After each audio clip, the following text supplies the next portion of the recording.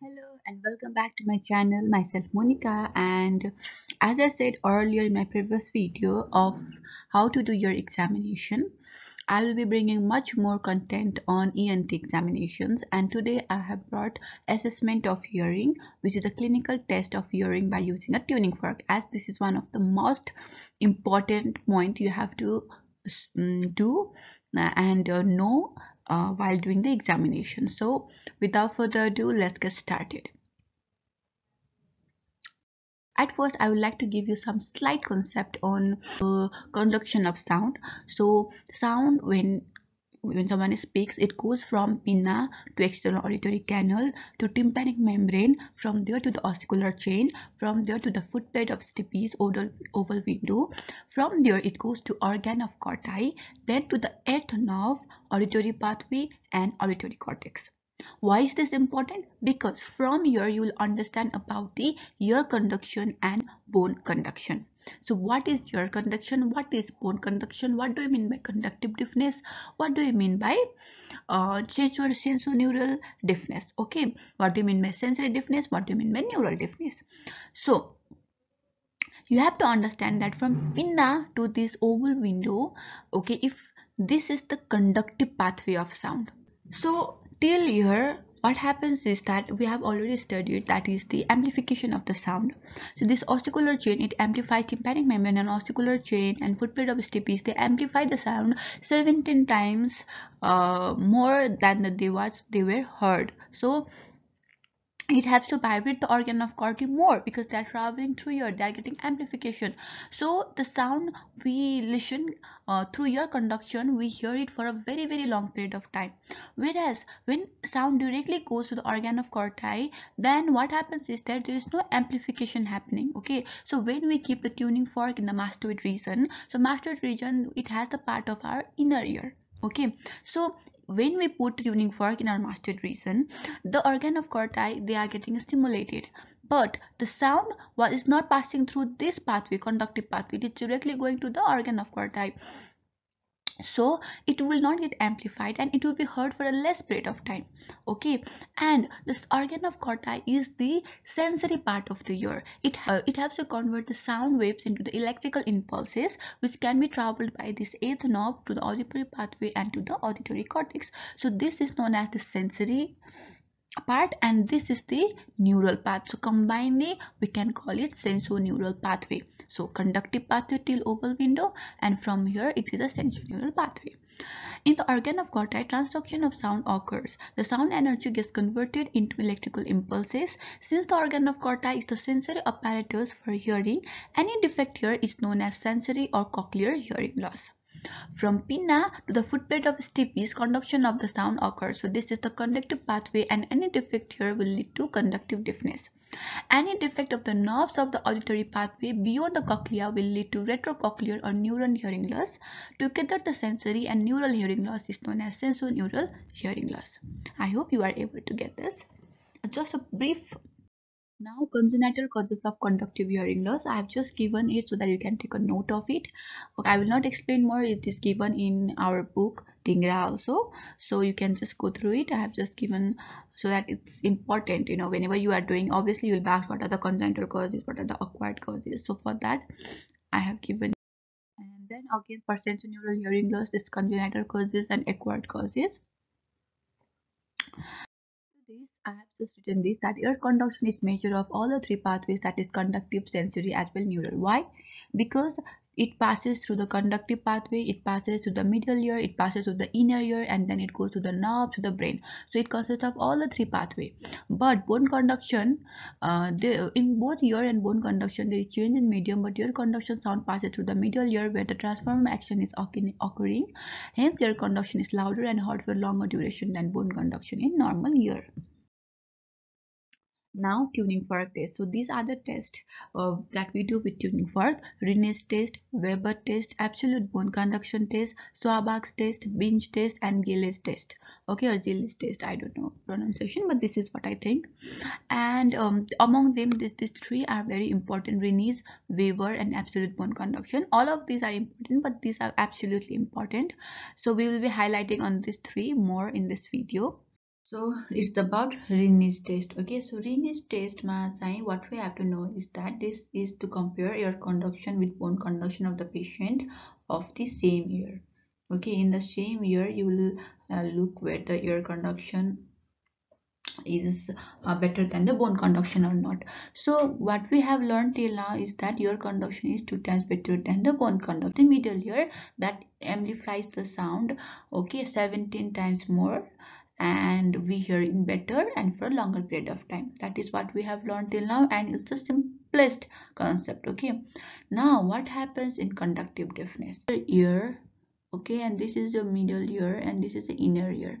So if any defect is here, so your sound is not able to travel through it and reach the inner ear. Okay, from inner ear through nerve fibers it goes in our brain, then we will know na the sound is being produced, and we will hear things, we will be able to judge whatever we have heard. So if the sound is not able to cross this pathway, in this whole conductive pathway, that means that the sound will not reach here, and if sound will not reach here, we will not know. So but in bone conduction, you don't have to go, sound doesn't have to go through all this pathway. Work on the mastoid region, what happens, the sound is directly going to the inner ear. So even if here is the blockage, the sound is getting to your inner ear and from here to your brain. So automatically what happens is bone conduction will be more than the ear conduction. Okay, and in sensorineural hearing loss also, ear conduction is more than bone conduction, because here is the problem, but the sound is going through this pathway. Okay, and what is here is that Rinne test will be negative in conductive deafness of more than 15 decibel. In sensorineural hearing loss also, ear conduction is more than bone conduction, because sensorineural hearing loss means it's the inner ear, where bone conduction, where from where we can only measure the bone conduction. So in ear conduction there is no defect, conductive pathway there is no defect, there is defect in the bone pathway, there is defect in the inner pathway. Okay, so obviously bone conduction was normally also less than ear conduction, but when there will be sensorineural hearing loss, again it will be low, so ear conduction is automatically greater than the bone conduction, but it is a low positive Rinne. Low positive means obviously ear conduction pathway is going through all, as I said, it is going through conductive also, it is going through sensory also, it is going through the neural pathway also, it is going through all the pathway. So if even if there is a blockage, there is no blockage in conductive pathway, the blockage in sensorineural pathway will also affect the ear conduction, but bone conduction is just going to the sensorineural pathway. So when sensorineural pathway is getting an defect, bone conduction will be less, there will be no bone conduction, but the conductive pathway is working, so the ear conduction will be more, but it will be less positive, low positive. Whereas in severe sensorineural hearing loss, bone conduction is more than ear conduction, which is known as false negative Rinne test. Why? Because due to transcranial transmission of sound to the normal ear. That means that suppose your sensorineural pathway is totally blocked. Okay, so that means ki this is your pathway. Okay, and this is getting totally damaged, it's not working at all. Okay, it is not working at all, its function has got totally damaged.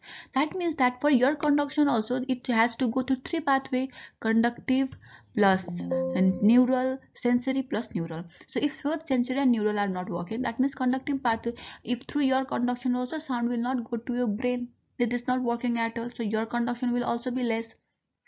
Okay, and bone conduction, obviously there is no chances for bone conduction for this year. Okay, suppose the right ear is defective for this year to work, but what happens is there is transcranial transmission of the sound, means that from this ear and this ear, okay, through bone conduction the sound is transmitted to the normal ear, and we listen through this ear and we feel that we are listening to the defective ear. This is a defective ear, this is a healthy ear. Since the sound is getting transmitted through ear, to the transcranial transmission, so ear conduction is less because there is total rupture of this pathway. But what happens is that through when we go for bone conduction, there is intercranial transmission, and through the another healthy ear, okay, we hear the sound. Okay, to another ear we hear the sound, so it gives a false negative result like bone conduction is more than ear conduction. Rinnes test is not a very sensitive test as it picks up conductive hearing loss if only the loss is more than 15 to 20 decibel. It comes negative only if the hearing loss is more than 15 to 20 decibel. Okay, that's what it is. So it's not very sensitive. And a negative Rinnes test with 256, 512 and 1024 hertz shows earbone gap of 15, 30 and 45 decibel respectively. This is important. Okay, this point is important. You have to know this. You will be asked, okay, what is the your bone gap with this tuning fork, with tuning fork of this hers भनेर चाहिँ you will be asked questions. So you have to know all these points. These points are very important. So I've just given a summary of every test. So now I will be doing the Rinnes test. At first I took consent and greeted my patient, and then I'm showing you that I will now do the test, that is Rinnes test. At first you could see me holding the tuning fork wrong, in a wrong way, because I'm touching both the stem and the prongs at the same time.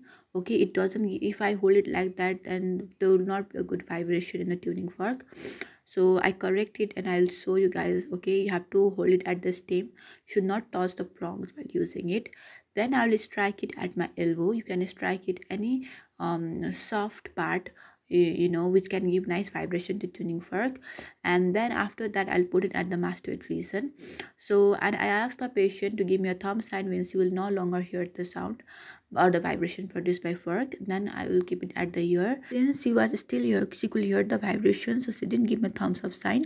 After a while she gave me, showing that your conduction was more than bone conduction. In this way, we come to the conclusion that her ear is normal and her Rinnes test is positive, since ear conduction is 2 times better than the conduction. So this is the part 1 of the video. I'll be showing you the other next to test, or the other test of this tuning fork on the upcoming part. So hope you like this video. Please do like, share and subscribe to my channel for more such content. Thank you so much.